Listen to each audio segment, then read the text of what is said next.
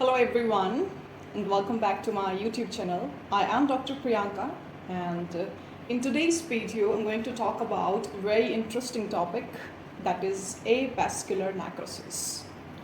So in this video I'm going to talk about avascular necrosis of femur. Especially we will be talking about the hip joint. Okay. So we will be talking about AVN of the head of the femur and hip joint. So watch this video till end for more knowledge and stay connected with us for more informative videos like this. So let's start. So first of all, it's very important for all of us to understand what exactly is the meaning of AVN. So AVN, that is avascular necrosis of the bone, is basically a pathological process that results from the interruption of the blood supply to the bone. It can be either temporary or it can be either permanently. That leads to bone ischemia, necrosis, collapse of the bone, and finally it leads to destruction of the joint. Now the question arises here that what are the bones which are commonly affected? One, as we all know, that is the femur, that we will be talking in this video, but there are another some bones that can be affected. So most commonly affected bones are, first is the head of the femur, second is the humeral head, that is the head of the humerus, then radius head, then talus, scaphoid, then humerus capitulum, and then lateral epicondyle of the femur. So these are the most commonly affected bones. Now come to the basic of this presentation. Now we will be talking about the AVN of the head of the femur, that is hip joint.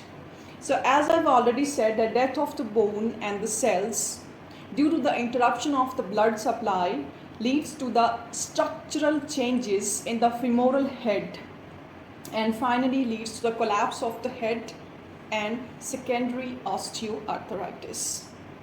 So this condition is also known as Chandler's disease. In the adult head and the adulthood, this is called as Chandler's disease, but in the childhood it's called Perthes disease. So in this video we are talking about the adulthood disease, that is Chandler's disease. Now it is most commonly found in the young adults of age 30 to 50 years, and it is more prevalent in the males as compared to the female in the ratio 4:1, and 60% it is bilateral. And if we talk about the most common site, so it is the anterior lateral aspect, being the weight bearing portion, that is the anterior lateral aspect. Now the incidence is increased due to the steroid uses, due to trauma, or due to alcohol consumption. So AVN only occur in the fatty marrow due to the sparse blood vascular supply, meaning of the avascular necrosis of the head of the femur. Now, so this was all about the avascular necrosis of the head of the femur and the hip joint. Now we will be talking about the etiology, that is what are the basic causes which are responsible for avascular necrosis of the head of the femur. So first and the foremost cause is the idiopathic, that is unknown etiology. Second is the steroid use. Next is alcohol consumption, smoking, trauma, Cushing disease, polycythemia, cigarette smoking, gout, hyperuricemia, SLE, hyperlipidemia, pregnancy. And one thing is here, that is the Gaucher's disease. Now what is Gaucher's disease? So let's talk about it. So Gaucher's disease is basically an inherited lysosomal disorder which is caused by the deficiency of the enzyme, that is beta glucocerebroside. So that leads to the accumulation of the glucocerebrosides within the macrophages, that is the Gaucher cells. Now another causes are neoplasms, pancreatitis, CRF, that is chronic renal failure, hemodialysis, and HIV. So these are the basic causes which are responsible for the avascular necrosis of the hip joint.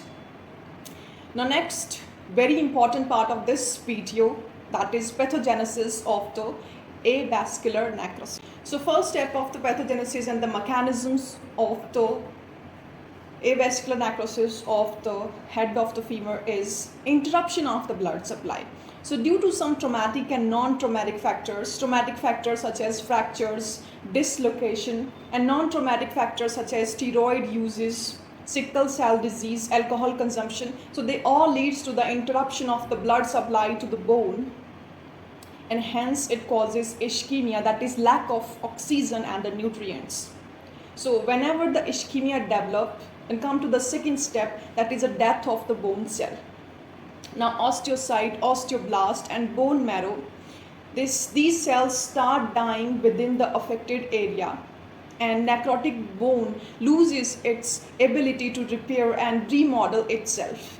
Then what happened? The third step occur, that is a repair response. Now our body, it start to repair the bone, firstly by the formation of the new blood vessels, secondly by the reabsorption of the dead bone by the osteoclast, and thirdly by the formation of the new bones by the osteoblast.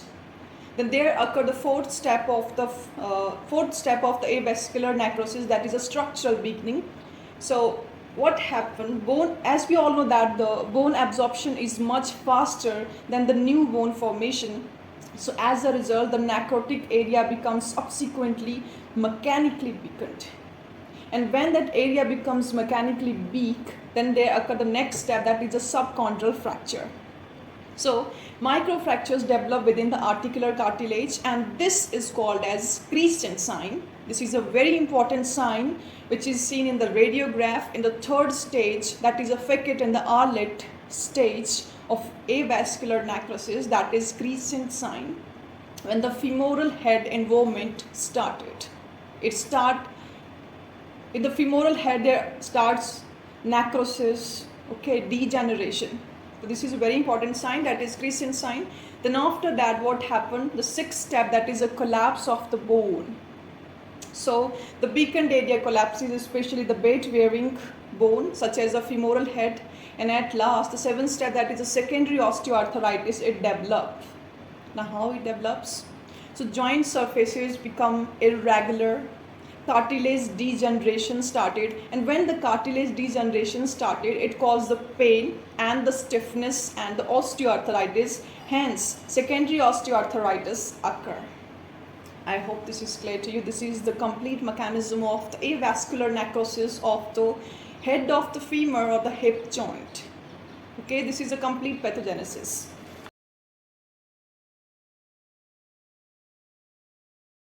Necrosis of the hip joint. So in order to remember this, I have made a very beautiful mnemonic for you guys so that you can remember the clinical features, that is sign and symptoms. So we have painful hip. P stands for progressive pain. A stands for altered gait, that is limping and antalgic gait. I stands for increased stiffness of the joint. N stands for night pain.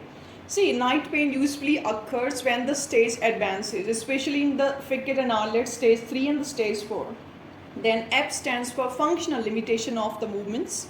U stands for unable to bear weight in an advanced stages. L stands for loss of the range of the motion, that is motion become restricted. And hip, H stands for most commonly hip joint is involved, and the femoral head is the involvement here.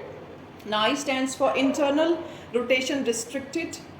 P stands for possible collapse of the femoral head and subsequently leads to secondary osteoarthritis. So this is a mnemonic. It is clear to you. Now one by one I will be explaining the clinical features. So in clinical features, first we have symptoms. So first symptom of the AVN is pain. That is the earliest symptom.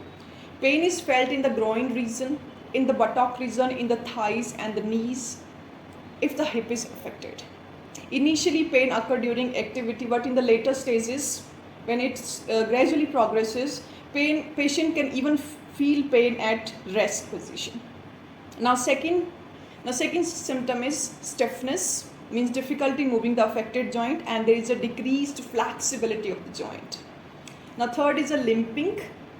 Fourth symptom is restricted range of motions, difficulty with abduction, internal rotation, and flexion of the hip joint.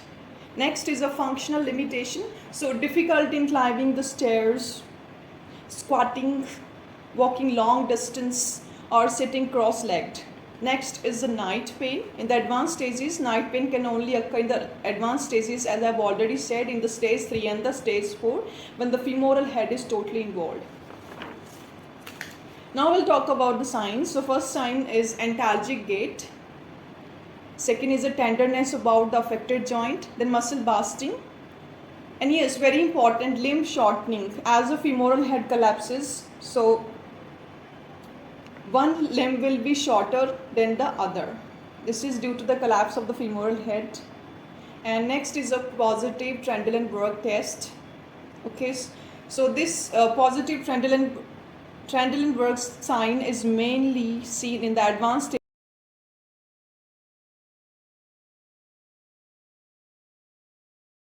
of the staging of the AVN, that is a FICAT and the Arlet staging of the AVN. So in stage 0 we have no symptoms, no signs and no findings. In stage 1 there will be pain will be present, and in the X-ray, normal X-ray will be there and findings can be in the MRI. In stage 2 there will be persistent pain with the stiffness, and in the X-ray finding there will be sclerosis, cystic lesions, osteoporosis, but the femoral head is not involved yet. Now stage 3, very important stage here, the pain increases, limping occur and restricted movements, means a crescent sign occur here, and the early flattening of the femoral head started. Now in the stage 4 there is a severe pain with the disability and femoral head totally collapses, and there is joint space narrowing that leads to secondary osteoarthritis.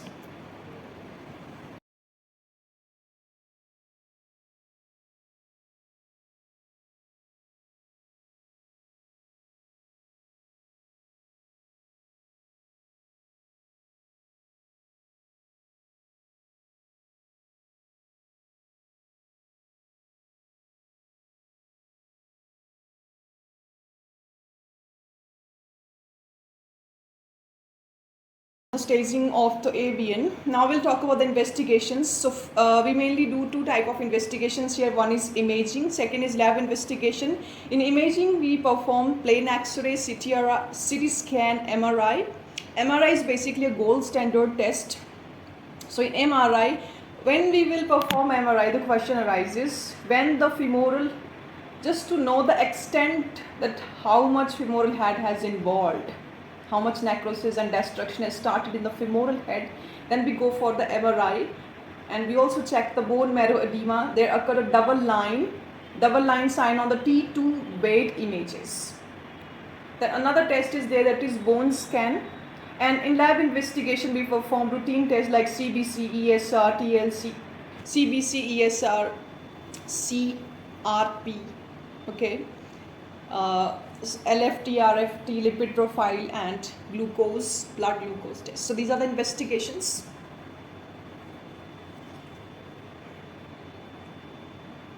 Now next we'll talk about the management. So we talk about the management. So basically two type of management are there, that is conservative management and surgical management. So in conservative management, we always advise rest to the patient, physiotherapy, range of motion exercises, and for the pain, doctor mainly advise a diclofenac, that is NSAIDs, analgesics, and bisulfonates.